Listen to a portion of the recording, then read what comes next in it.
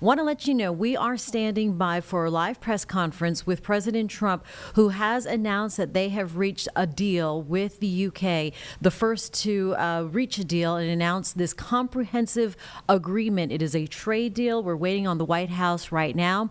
In the meantime, our other story this morning here in Charlotte, certainly in the Charlotte area, is the weather.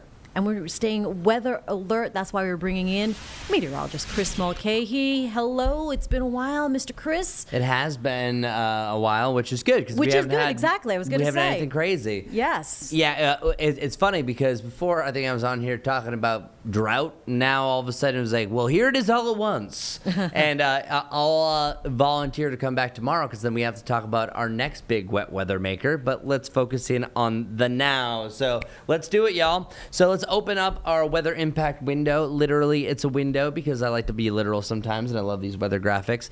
I expanded this over by 1 hour. Before we had 5 to 10. That's what Brad had last night. I moved it to 4 to 10 for one reason, is because our viewing area is not just Charlotte-centric. It actually goes all the way to the mountains. And I really want to focus in on the foothills because I think that that's going to be the weather highlighter, and that's where I think that we truly have the worst of the worst. So I'm going to be jumping around here.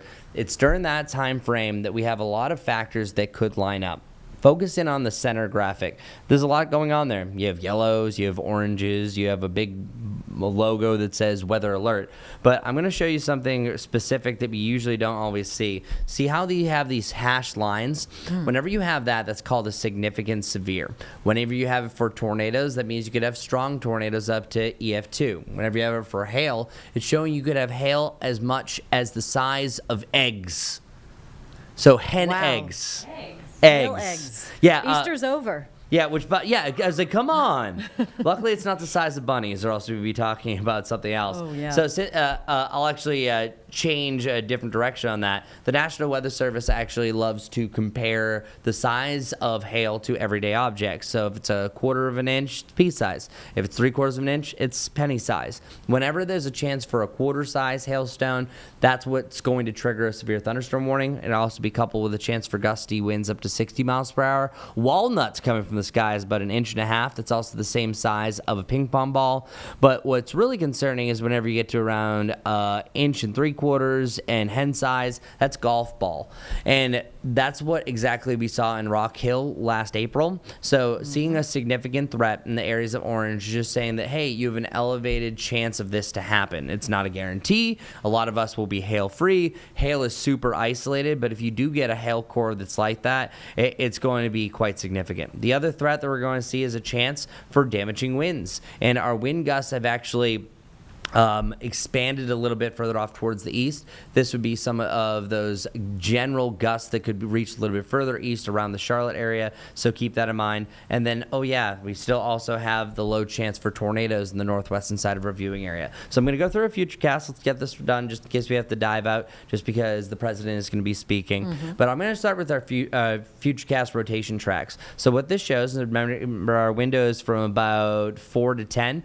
Notice how at 4 o'clock we start seeing signs of a little bit of a white line. Once they start brushing across the area, that's showing that we have a sign of a rotating storm. That's not always tornadoes. Rotation, think of it like a corkscrew. It can crank up a storm higher into the atmosphere. The higher it goes, well, the colder it can get and the better chance for hail. Also, the stronger the updraft to support that.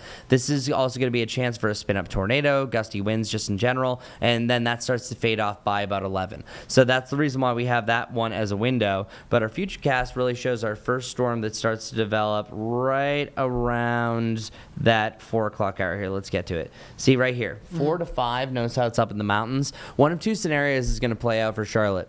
Either one, you're going to have a storm as early as about 6 o'clock, and that's what this one shows. Notice how it turns into clusters of storms. So whenever you have a single storm that changes over to clusters of storms, you change over really from a hail threat to more of a damaging wind threat. If it starts to form a line, you can have spin-up tornadoes along the line. Scenario number 1 shows that this arrives by the late afternoon heading in the early evening, and then regardless, you have widespread rain that continues through the overnight with a slight flooding potential. The other one that I want to show you, here it is. This one actually has still the same timing, about 4 o'clock that you have a storm starting to develop, but what it does is it keeps the storms a little bit further north. Notice the dividing line. This is 6 o'clock.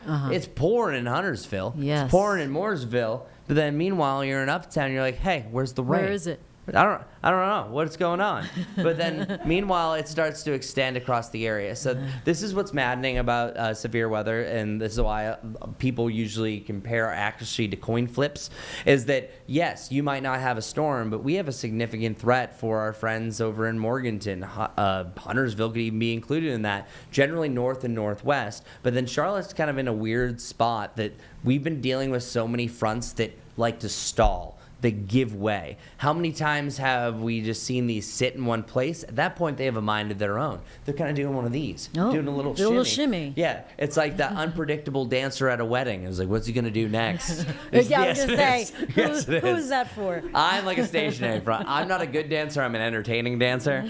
So that front is going to be doing a Chris dance on the dance floor, doing the Cupid's shuffle and so. But since it's going to be at that point, wherever it sets up is a difference for really heavy rain in the stronger storms compared to really nothing at all.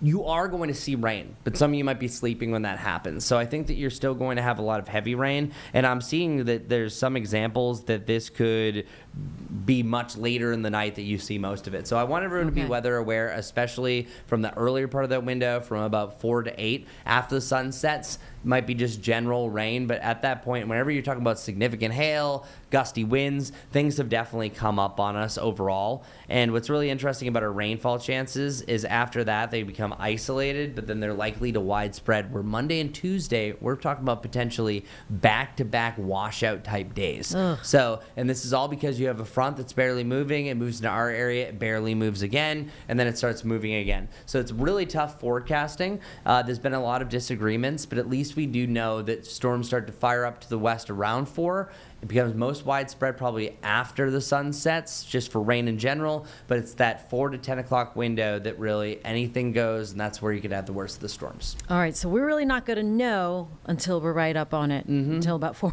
o'clock or after the sun goes down. I will say it is a little bit better agreement, and I think what you're really going to start to see is, well, often times will happen. The way that we get storms earlier here in Charlotte, and here I'm going to go back, is because once the storms get a mind of their own, they start moving, then that's where it really turns into something. So a single storm, sometimes 1 can turn to 2, 2 turns to 4, and then they're like, hey, let's have a storm party. When you have that storm party, they gather together, and then they actually start picking up momentum. Because if there's a chance for winds up to 60 miles per hour, they can start moving that fast. So this scenario shows that a cluster of storms form, and then it starts to form a line, and then it'll push towards Charlotte. So that actually, the way that I'm looking, it looks to be the most likelihood. So I think it will be like really in the back end of our evening commute. But yeah, so it's really that 4 to 8 o'clock window that everything goes. But meanwhile, if you're watching from Monroe, Wadesboro, you're likely not going to see any rain for the duration of the day. And one last thing, it's going to be sunny. It's pretty cloudy out there right now, so things are going to get a lot better. Where are my cameras? That's the one thing that I want to have. I've got Uptown up right now. Give me Uptown. It's brighter. See? Yeah. I told you. Here, I'm going to put in, okay. I got Dallas over here. Dallas is usually a good testament of what's happening. So Dallas, let me see, for weather 2. We got sunshine. There it is. On a cloud. Getting some blue, so you can see those clouds are starting to clear just in general. So it is going to be a lot brighter, but oftentimes whenever you have a lot of sunshine and a front drives into it, it can make things a little bit more unstable. So I'm not here to scare. I'm just here to make you stay weather aware. Yep. Usually in these type of events, it's usually small communities, it's small areas, so it's always the chance for that, but I'm going to fingers crossed that the worst doesn't happen and we just get some rain and our plants are happy. And we need that rain anyway. We do. And this line, depending, could have 1 to 2 inches if areas set up with rain shower after rain shower. By the end of this, talking about all the rain chances through the weekend, through your Monday and Tuesday, we could have up to 4 inches in total. And if we do it over the right amount of time, that's really going to help out our drought status. So maybe we could find a nice little silver lining. So I'm always an optimist by nature, so you always hope for the best. What kind? These are stratus clouds? Let me see, where are we looking right now? We got a mix, yeah. So you got a deck of stratus, and it looks like you also have some stratocumulus clouds as well. that are forming. So those ones up above, sometimes when you have characteristic of a stratus cloud, which literally translates to layer, and cumulus actually translates to heap. So when you kind of have a mix of the two of them, that's stratocumulus, which is actually the most common cloud cover we have across the world. We learned something from our weather IQ being raised yesterday. Oh, yeah, okay, Yeah, nice. with all the clouds. All of a sudden I was like, man, I was like, where's she pulling this out? I think I just talked about this recently. Yeah, I don't yeah. know what always happens over here except when I'm on, so that's awesome. All right, Chris Mulcahy bringing us the weather forecast for the next couple of days. Thank you so much. Hey, Appreciate always a that as pleasure. always.